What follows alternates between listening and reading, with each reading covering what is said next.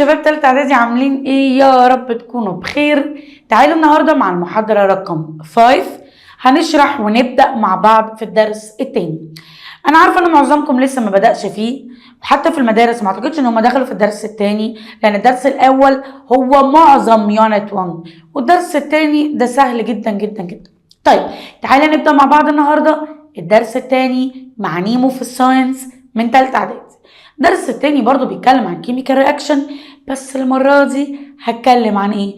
لو تفتكر الدرس الاول انا اتكلمت عن انواع الكيميكال رياكشن، الثيرمال ديكومبوزيشن والسبستيتيوشن والاكسيديشن والريدكشن.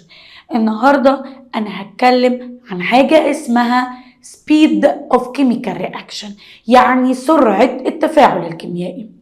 ايه ده يا ميس؟ مش فاهم يعني ايه سرعة التفاعل الكيميائي. قال لي الكيميكال رياكشن في some chemical reaction بتكون very fast، زي اللي بيحضر منكم معايا في السنتر وشاف التجارب، او اللي شافها على صفحتي على الفيسبوك صورتها لكم. عملت التجربة عملي قصادهم وحطت لهم الصوديوم في المية، لقينا ان بسرعة جدا حصل بوم فرقعة وتكون لي نار. ايوه ده تفاعل يعتبر ايه؟ سريع، يبقى ده اسمه fast chemical reaction.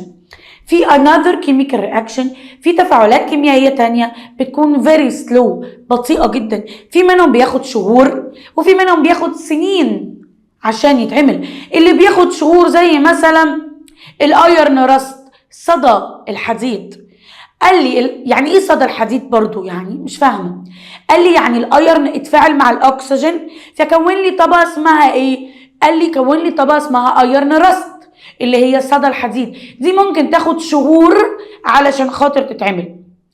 وقال لي زي البتروليوم والاويل with the water، قال لي البتروليوم with the water او تكوين البترول في الووتر ده بياخد وقت طويل قوي، ممكن ياخد years سنين. يبقى انا عندي في الكيميكال رياكشن درس النهارده كله بيتكلم عن speed of chemical reaction، سرعة التفاعل الكيميائي.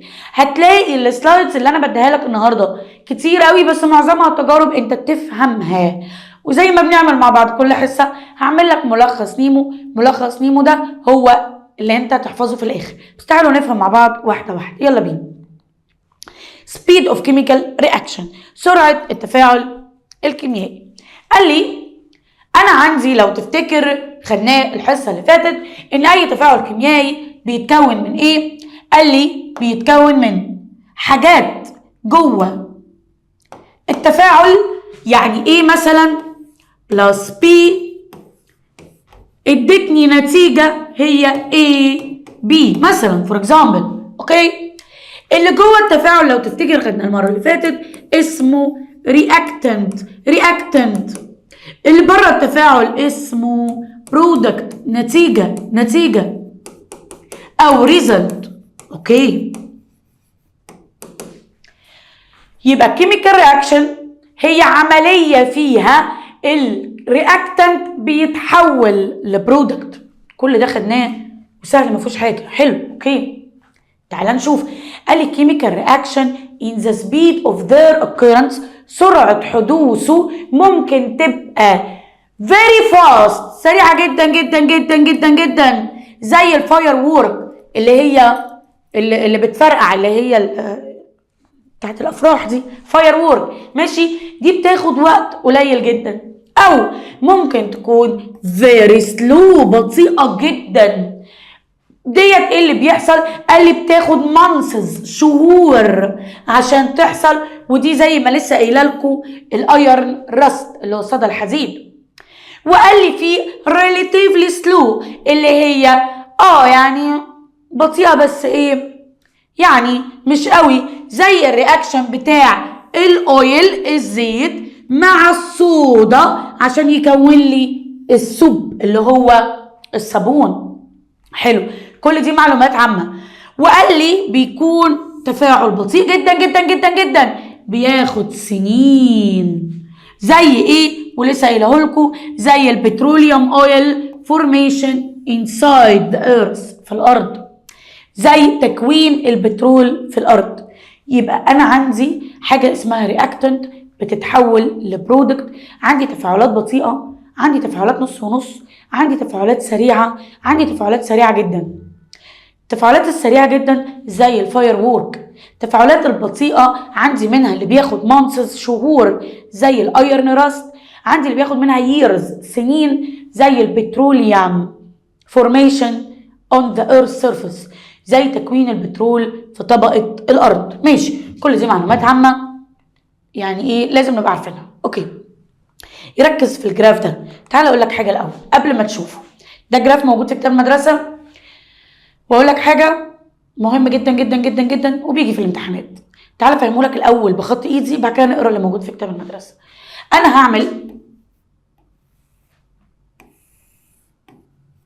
هعمل علاقة ما بين concentration of substance تركيز المواد والتايم الوقت. ركز معايا. احنا اتفقنا ان انا عندي reactant عن طريق chemical reaction بيتحول لبرودكت، صح؟ اوكي، تعال اغير لك كلمة برودكت اخليها بلون تاني وهقول لك ليه دلوقتي. اهو ماشي، اتحولت لبرودكت، يعني الرياكتنت اتحولت لبرودكت. انا عندي الرياكتنت هرمز لها بالرمز اكس، وعندي البرودكت هرمز لها بالرمز واي. حلو، ماشي.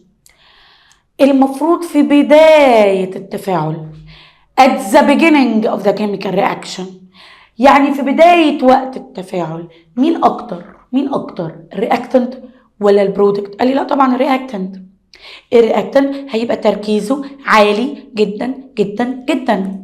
فتركيز الرياكتنت اهو الاكس ده اللي هو الاحمر، تركيز الرياكتنت بيبقى عالي، يبتدي يقل مع التفاعل لغايه ما كل الرياكتنت تختفي تماما.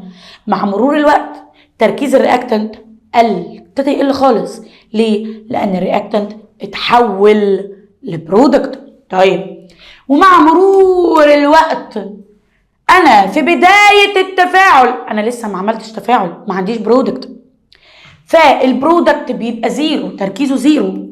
يبتدي مع مرور الوقت في التفاعل الكيميائي الرياكتنت كله يتحول يبقى برودكت. فهلاقي الكيرف بص ده كده البرودكت، هلاقي التركيز بص عمال يزيد، كان زيرو ابتدى يطلع، يبقى اللي لونه اخضر ده هو البرودكت.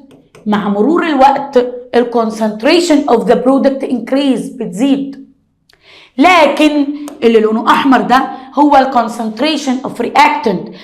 باي باسنج تايم، بمرور الوقت concentration of the reactant decrease، بيقل.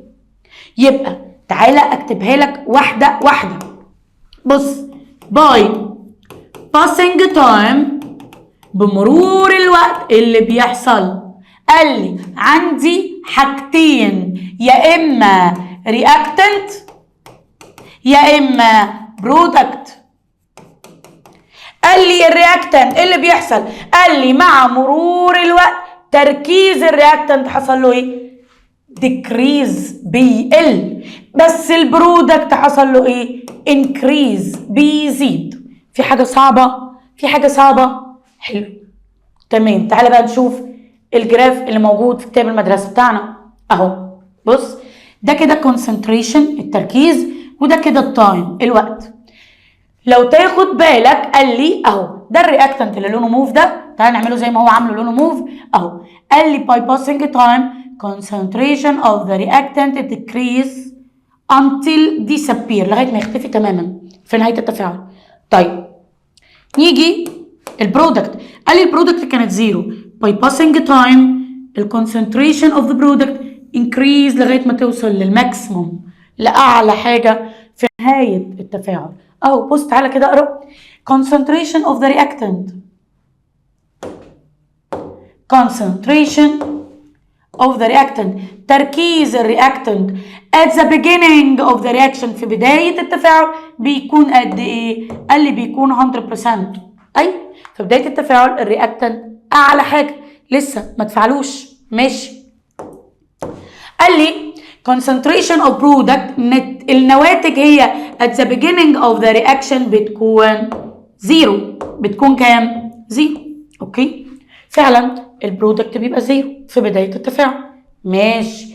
تعالى هنا قال لي concentration of the product تركيز البرودكت at the end of the reaction في نهاية التفاعل بيكون 100%. اهو بص وصل لغاية 100% في نهاية التفاعل لأن خلاص كل المواد اتحولت لبرودكت. طب تعالى هنا قال لي concentration of reactant at the end of the reaction become زيرو. بص become ايه؟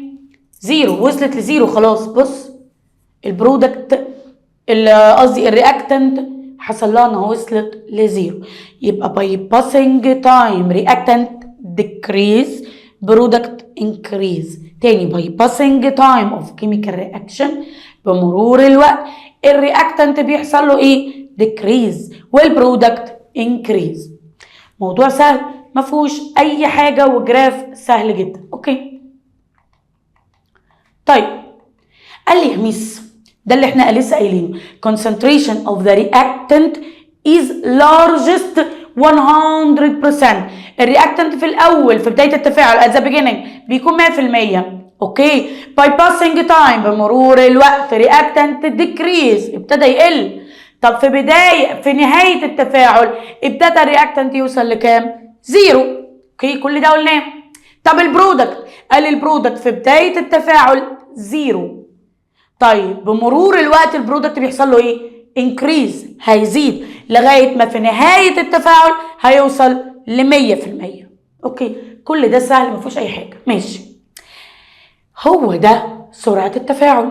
يبقى سرعه التفاعل تحويل الرياكتنت للبرودكت بياخد وقت قد ايه؟ والله لو خد وقت قليل يبقى التفاعل ده سريع، لو خد وقت طويل يبقى التفاعل ده بطيء.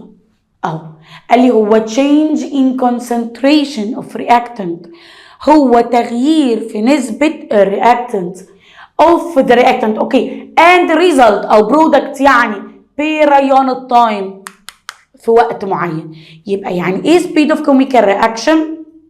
هو change concentration of the reactant and the product period time تغيير نسبة الرياكتنت والبرودكت بمرور الوقت. تاني تغيير نسبة الرياكتنت والبرودكت مع مرور الوقت.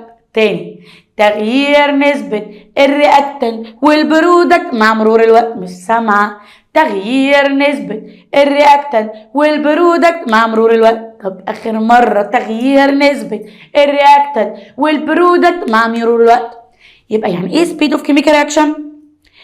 change in concentration of the reactant and the product per unit time. تاني a change in concentration of the reactant and the product per unit time. تاني change in that concentration of the reactant and the product per unit time. مش سامع. ها 1 2 3 change in concentration of the reactant and the product per unit time. تاني change in concentration of the reactant and the product per unit time. تاني change in concentration of the reactant and the product per unit time. مش سامعة. change in the concentration of the reactant and the product per unit time. آخر مرة change concentration of the reactant and the product per unit time. طب تاني change concentration of the reactant and the product per unit time. اهو change concentration of reactant and product per unit time. اوكي تعالى نكمل. ماشي كل ده احنا عارفينه. اهو بص هو عمل لي تجربه. اوكي بس كده معايا اهو جاب لي ماده اسمها نيتروجين بنتا اوكسايد. يعني ايه بنتا يا ولاد؟ بنتا دي يعني 5، اوكسايد يعني اكسجين، يعني المركب ده فيه 2 نيتروجين و5 اكسجين، يبقى N2O5 نيتروجين بنتا اوكسايد. ده كده الرياكتنت. في بداية التفاعل كان النيتروجين بنتا اوكسايد نسبته كبيرة جدا جدا جدا، لأن لسه ما حصلش التفاعل. مع مرور الوقت النيتروجين بنتا اوكسايد اتكسر فنسبته ديكريز، قلت. طب لما اتكسر كون لي ايه؟ قال لي كون لي نيتروجين داي اوكسايد NO2 ومعاه اكسجين لوحده، دي كده البرودكت. مع مرور الوقت نسبة النيتروجين داي اوكسايد والاكسجين حصل لها ايه؟ قال لي انكريز. هو ده اللي بيقوله في الجدول، عمال يعيد ويزيد عشان انت تفهم. بيقول لك ايه؟ بيقول لك ده الرياكتنت N2O5 وده البرودكت اللي هو NO2 اللي هو نيتروجين داي اوكسايد مع اكسجين. في بداية التفاعل ده كانت نسبته قد ايه؟ 0 مينت، يعني في بداية التفاعل ده كانت نسبته 0.16.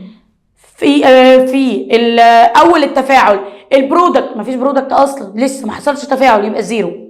مع مرور الوقت واخد بالك الرياكتنت حصل له ايه؟ بص كان 0.16، 0.8 ابتدى يقل، 0.4 ابتدى يقل لغايه ما وصل لزيرو، قل خالص. ده الرياكتنت. ايوه، لان كل الرياكتنت اتكسر اداني البرودكت بص كان 0 ابتدى يزيد، بص ابتدى يزيد لغايه ما وصل للماكسيمم، اعلى نسبه ليه.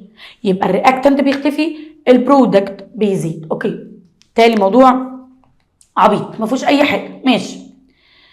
طيب ده اللي احنا لسه قايلينه، في بدايه التفاعل الرياكتنت 100%، مع مرور الوقت الرياكتنت بيقل.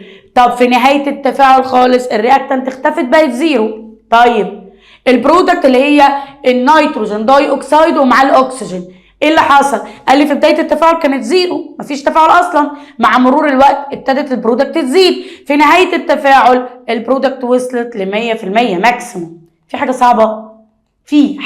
صعبه؟ اوكي. يبقى انا دلوقتي الدليل بتاعي على سرعه التفاعل هو الكونسنتريشن، تركيز الرياكتنت والبرودكت. تركيز مين؟ الرياكتنت والبرودكت، وهو ده اللي بيقوله لي هنا. بص اهو، the end time بنهايه الوقت خالص of the reaction بتاع التفاعل، الدليل هو concentration، تركيز كل من ايه؟ الرياكتنت and برودكت. اوكي طيب، قال لي يا ميس دلوقتي انا عايزه اخد اكزامبل لتفاعل كيميائي في رياكتنت وبرودكت، وايه اللي هيحصل وازاي احسب الوقت. قال لي عملنا تجربه ما بين صوديوم هيدروكسيد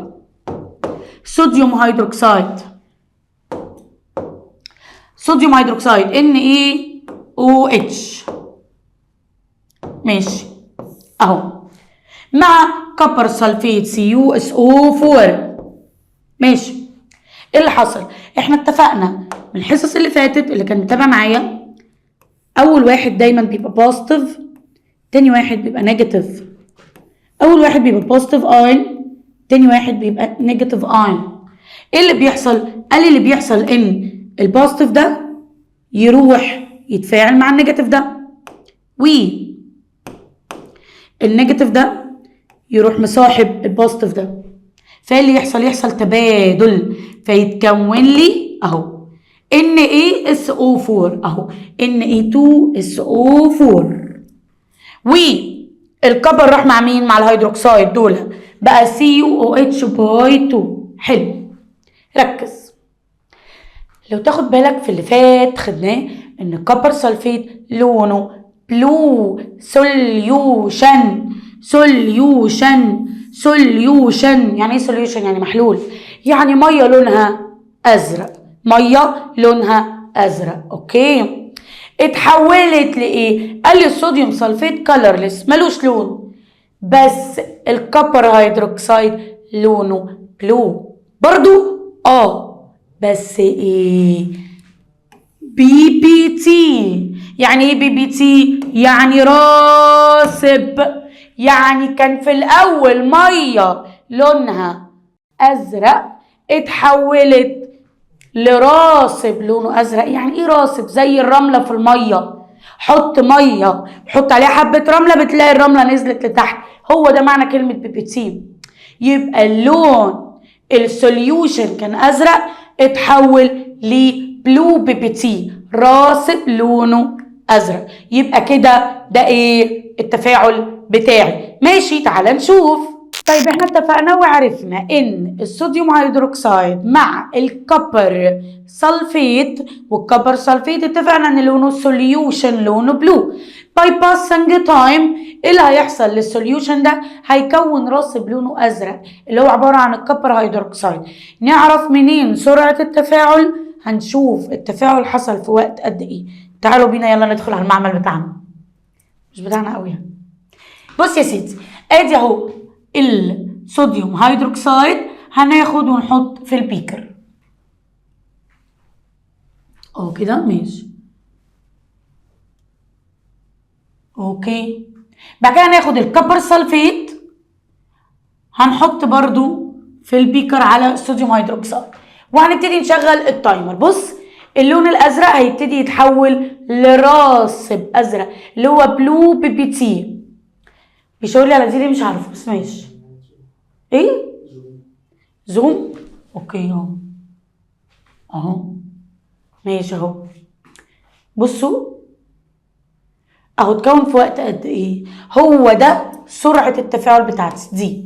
دي كده هي سرعه التفاعل بتاعتي. ان انا عندي، فاكرين المعادله كنا لسه قايلينها من شويه؟ هي مين فاكر؟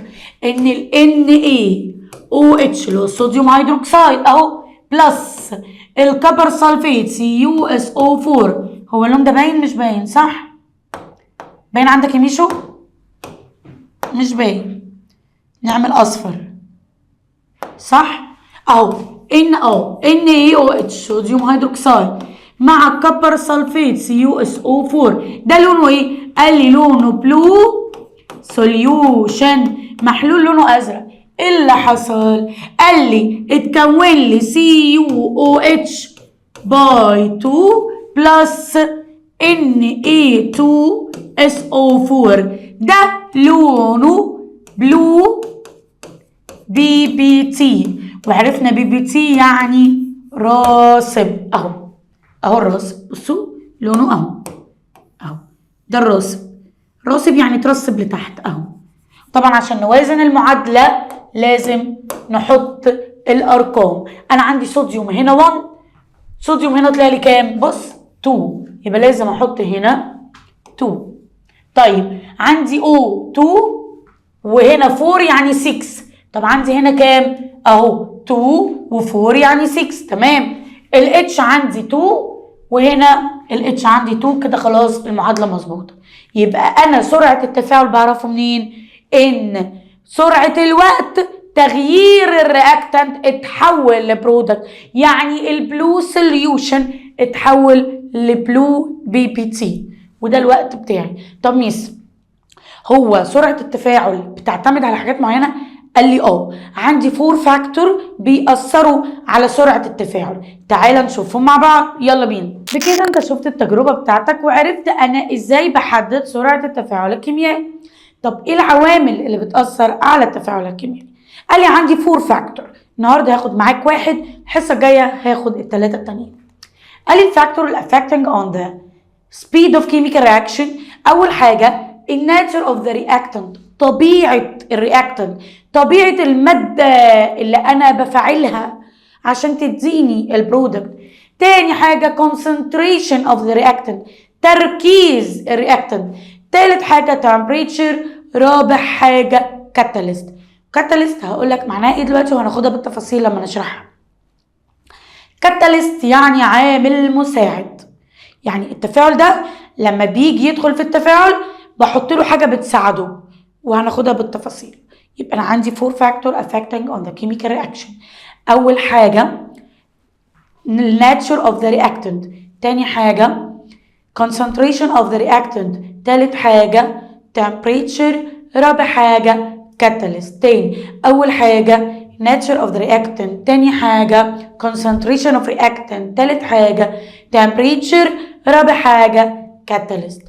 تعالى ناخد يعني ايه الناتشر اوف ذا رياكتنت. قال لي يعني طبيعة المواد اللي داخلة في التفاعل. مش فاهم يعني ايه.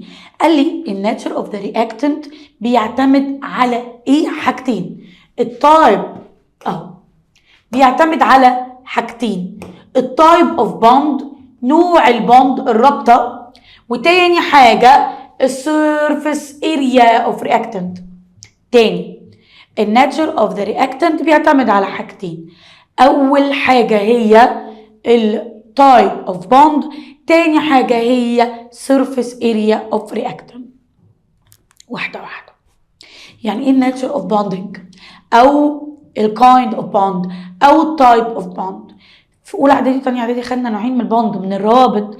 عندي رابطة اسمها ionic bond وعندي رابطة اسمها covalent bond. ايه الفرق ما بين الايونيك بوند والكوفالنت بوند؟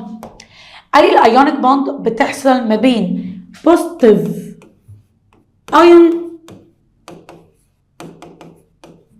ونيجاتيف ايون. تاني الايونيك بوند بتحصل ما بين بوزيتيف ايون ونيجاتيف ايون، ودايما البوزيتيف ايون والنيجاتيف ايون الرابطه اللي ما بينهم ضعيفه فتتفك بسهوله.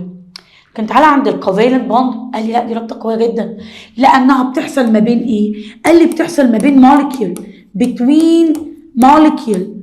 لا دي ما بتحصلش ما بين اتوم واحده بوزيتيف واتوم واحده نيجاتيف، لا دي بتحصل ما بين مولكيول مع مولكيول. يعني H2 يعني 2 هيدروجين مثلا فور اكزامبل، ده اسمه مولكيول مع مولكيول تاني. فالمولكيول بيبقى كبير لما بيرتبط مع مولكيول تاني، دي بنسميها ايه؟ كوفالنت. فدي بتبقى رابطه قويه مش بسهوله تقدر تكسرها. يبقى انا عندي نوعين من البوند، عندي ايونيك بوند كوفالنت بوند. ايونيك بوند بتحصل ما بين بوزيتيف ايون ونيجاتيف ايون وبتبقى ضعيفه تتكسر بسرعه. كوفالنت بوند بتحصل ما بين المولكيول وبتبقى قويه تتكسر بصعوبه. تاني ايونيك بوند بتحصل ما بين بوزيتيف ايون نيجاتيف ايون بتبقى ضعيفه تتكسر بسرعه. تاني ايونيك بوند بتحصل بين بوزيتيف ايون نيجاتيف ايون تبقى ضعيفه تتكسر بسرعه. طب تاني 1 2 3 ايونيك بوند بتحصل بين بوزيتيف ايون نيجاتيف ايون تبقى ضعيفه تتكسر بسرعه. تاني ايونيك بوند بتحصل بين بوزيتيف ايون نيجاتيف ايون تبقى ضعيفه تتكسر بسرعه. طب الكوفالنت بوند بتحصل بين مولكيول تبقى قويه تتكسر بصعوبه. تاني كوفالنت بوند بتحصل بين مولكيول تبقى قويه تتكسر بصعوبه. تاني كوفالنت بوند بتحصل بين مولكيول تبقى قويه تتكسر بسرعه. الايونيك بتتكسر بسرعه، الكوفالنت بتتكسر بصعوبه. طيب تعالى نشوف اكزامبل اهو. نوع البوند يا اما ايونيك يا اما كوفالنت. الايونيك بتحصل ما بين، بتكون سريعه جدا. ليه بتكون سريعه؟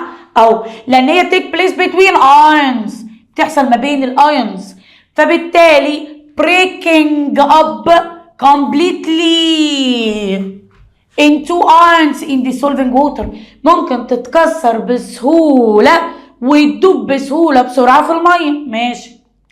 لكن تعالى عند الكوفالنت، قال لي الكوفالنت بص بتحصل ما بين الكومباوند او المولكيول بتكون سلو بطيئه اهي. بص بتحصل ما بين المولكيول، فبالتالي difficult to ionize، صعب جدا ان انا اكسرها او تدوب في الميه، ولو حصل بتاخد وقت. يبقى the reaction between the sodium chloride NaCl and silver nitrate solution is from fast reaction. ليه؟ بص لان الصوديوم كلورايد اهو بوزيتيف ايون ونيجاتيف ايون، فتعتبر ايونيك بوند فتقدر ديسوشيتد. يعني ايه ديسوشيتد؟ تتكسر او بريكنج اب، تتكسر لايونز وممكن تدوب في الميه. فبسهوله جدا ايه اللي هيحصل؟ البوزيتيف ده هيروح مع النيجاتيف ده والنيجاتيف ده هيروح مع البوزيتيف ده، فهيديني AgCl اهو AgCl تمام مع NaNO3 اهو NaNO3 اللي هو صوديوم نايتريت. تهيألي الموضوع ما فيهوش حاجه. طيب يبقى اول حاجه بتاثر على سرعه التفاعل ايه هي؟ اول حاجه بتاثر على سرعه التفاعل هي الناتشر اوف رياكتنت، طبيعه الرياكتنت. وجوه الناتشر اوف رياكتنت عندي حاجتين اللي هما التايب اوف بوند والسيرفيس اريا. في التايب اوف بوند عندي حاجتين، ايونيك بوند بتحصل بين بوزيتيف ايون نيجاتيف ايون، تبقى ضعيفه تتكسر بسرعه. يعني الايونيك بوند بتكون faster than covalent bond. طب ليه الكوفالنت بوند بتبقى صعبه وبتاخد وقت؟ تعالى اقولك. كوفالنت بوند تحصل بين موليكيول تبقى قويه تتكسر بصعوبه، عشان الايونيك بوند بتحصل ما بين ايونز، والايونز الرابطه بتاعته بتبقى ضعيفه فتقدر تتكسر بسهوله. لكن الكوفالنت بتحصل ما بين موليكيول مركبات، جزيء كبير مع جزيء كبير، فالرابطه بتبقى قويه تتكسر بالصعوبه، او ممكن ما تتكسرش اصلا، وممكن ما تدوبش في الميه. طيب تاني حاجه السيرفيس اريا، مساحه السطح. تعالى امثلها لك بالبلدي الاول قبل ما اخدها. بص يا صديقي، انا عندي حته ايرن اهي، ايرن بيس، حته ايرن، وعندي ايرن فيلينج، برادة حديد. يعني ايه برادة حديد؟ برادة حديد يعني انا كسرت الحديد لقطع صغيرة زي البودرة كده، زي الباودر، بسميه ايرن فيلينج. كل قطعة لوحدها دي اسمها ايرن فيلينج. طيب تعال نشوف التفاعل. هجيب هيدروكلوريك اسيد HCl، ادي HCl هحطه مع الايرن بيس HCl هيدروكلوريك اسيد HCl هتفهم انا بعمل ليه كده دلوقتي. HCl تعالى احط هنا ال HCl، يلا HCl عشان دي متكسره. HCl بص ال HCl دخل جوه، HCl يا ميس خلاص. HCl بص في فراغات من جوه عشان الحديد متكسر، فال HCl عمال زي السوسه يدخل في الفراغات اللي جوه. ال HCl عمال يدخل في الفراغات اللي جوه. ليه؟ لان انا مكسره الحديد محولاه لايرن فيلينج. فالسيرفيس اريا، مساحه السطح بتاعت الايرن فيلينج اللي يقدر الهيدروكلوريك اسيد يدخل لها كتيره. لكن هنا في حبه من الحديد جوه، الهيدروكلوريك اسيد مش عارف يوصل لهم، مش قادر، عمال يوصل لهم مش عارف ليه، عشان مفيش منفذ اعرف ادخل منه. فمين فيهم يبقى اسرع، الايرن بيس ولا الايرن فيلينج؟ الايرن فيلينج طبعا اسرع. ليه؟ عشان السيرفيس اريا ذات اكسبوزد تو ذا هيدروكلوريك اسيد، المساحه السطح اللي يقدر الهيدروكلوريك اسيد يدخل لها لارج، كبيره. لكن هنا السيرفيس اريا ذات اكسبوزد يعني المعرضه او اللي بتتفاعل مع الهيدروكلوريك اسيد سمول، لان في حبه من جوه محبوسين الهيدروكلوريك اسيد مش عارف يدخل لهم. يبقى كل ما السيرفيس اريا بتاعت الماده انكريز بتزيد، كل ما اللي بيحصل، كل ما الكيميكال رياكشن بيكون مور فاست، بيكون اسرع. تعال اشرحها لك زي ما مكتوبه اهو. surface area of the reactant exposed to reaction بتأثر على التفاعل الكيميائي. ماشي اهو، بص ده زي ما انا رسمتها لك، دي كده ايرن بيس، قطعه حديد. فالهيدروكلوريك اسيد لما يجي يدخل لها اخره هيتفاعل مع الاوتر سيرفيس، مع السطح الخارجي فقط، مع السطح الخارجي فقط، مش عارف يدخل من جوه. لكن تعالى لو انا كسرت الحديد اهو، بص الرسمه، بص الهيدروكلوريك اسيد، بص سوسه دخل في كل الفراغات، عرف يدخل ويتفاعل مع الحديد. السيرفيس اريا اللي الهيدروكلوريك اسيد عرف يوصل لها كبيره اهو. السيرفيس اريا مالها؟ قال لي السيرفيس الرياكشن هيبقى فاست سريع عشان السيرفيس اريا مالها كبيره كبيره كبيره. يعني من الاخر نقدر نلخص ان كل ما السيرفيس اريا انكريز كل ما الكيميكال رياكشن او السبيد اوف كيميكال رياكشن انكريز. كل ما سرعه التفاعل بتزيد ما السيرفيس اريا بتزيد كل ما سرعه التفاعل اهو بتزيد. جبنا دي بقى التجربه نفسها، همثلها لك الاول ايه بالرسم اهو. جبنا 2 فلاسك، افهمها ما تحفظهاش. حطينا في ال2 فلاسك هيدروكلوريك اسيد، واحده حطيت فيها قطعه حديد بيس ايرن اهي، واحده حطيت فيها ايه ايرن فيلينج يعني حديد متكسر.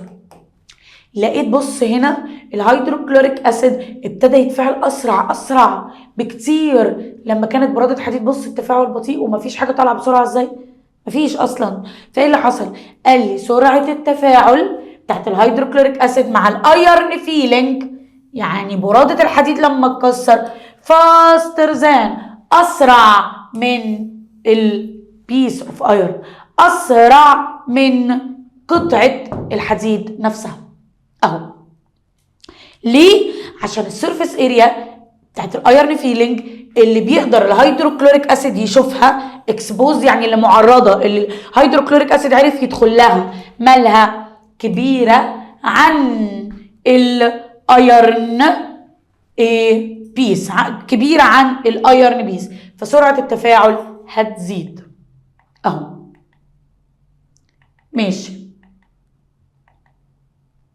تعالى نشوف اسئله تانية في الحته دي. اولا احنا عرفنا ان سرعه التفاعل الكيميائي measured by time بحددها عن طريق الوقت، كل ما خدت وقت اقصر كل ما بقت سريعه. دي معلومه عبيطه. ماشي. قال لي the speed of chemical reaction increase by increasing the surface area of the reactant exposed to the reaction. ليه سرعه التفاعل بتزيد؟ لما السيرفيس اريا اللي بتبقى الهيدروكلوريك اسيد شايفها وعارف يوصل لها بتزيد.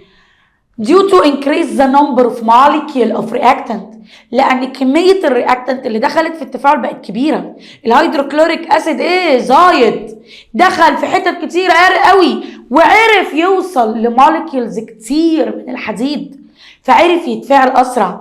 لكن لما كان الحديد قطعه واحده الهيدروكلوريك اسيد اخره عمل ايه؟ وصل للسيرفس اللي بره بس، لكن المولكيول اللي جوه محبوسه، الهيدروكلوريك اسيد ما عرفش يدخل، فبالتالي ايه اللي حصل؟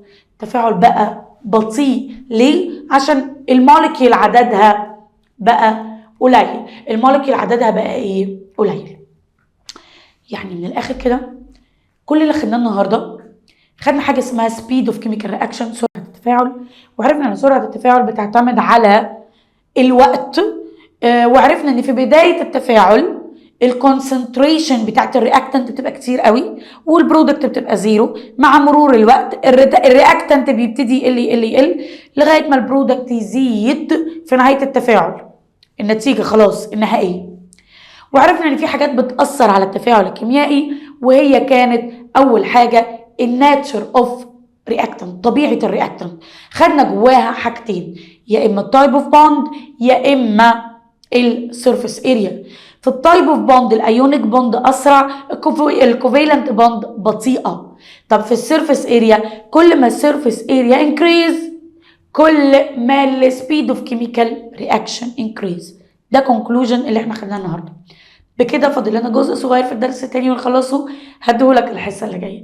الهوم ورك بتاعك النهارده اعمل لي تلخيص حلو عن الفاكتور اللي بتاثر على الكيميكال رياكشن، اللي هو اول نوع اهو هكتبهولك عشان تبقى عارف هتعمل ايه.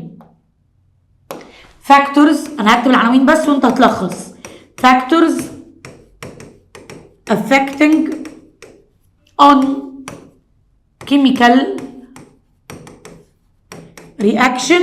عايزه تلخيص حلو بقى تبعتولي على الواتساب، حاجه من الاثنين. لا ثواني، كانت اول نوع خدناه الاول اللي هو الناتشر اوف رياكتنت، طبيعه الرياكتنت، وفيها حاجتين يا اما الكايند اوف بوند يا اما السيرفيس اريا. والكايند اوف بوند خدنا جواه حاجتين، يا اما ايونيك بوند يا اما كوفالنت بوند. هتقولي مين فيهم اسرع وليه؟